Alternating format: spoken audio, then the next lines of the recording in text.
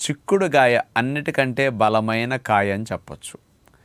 ఎందుకంటే అన్నిట్లోనూ విత్తనాలు ఎక్కువగా ఉండవు, కానీ చిక్కుడుగాయలో స్పెషల్గా విత్తనాలు ఎక్కువ ఉంటాయి. ఈ విత్తనాలంతా కూడా హై ప్రోటీన్, దగ్గర దగ్గర 30% వరకు ప్రోటీన్ ఉంటుంది. కొన్నిట్లో 33, కొన్నిట్లో 30, 32 ఈ రేంజ్లో ప్రోటీన్ ఎక్కువ ఉంటుందన్నమాట.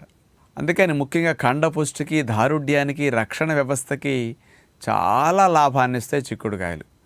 సుమారుగా 100 గ్రాములు చిక్కుడుకాయలు తీసుకుంటే 88 క్యాలరీలు, 90 క్యాలరీల శక్తి లభిస్తుందన్నమాట.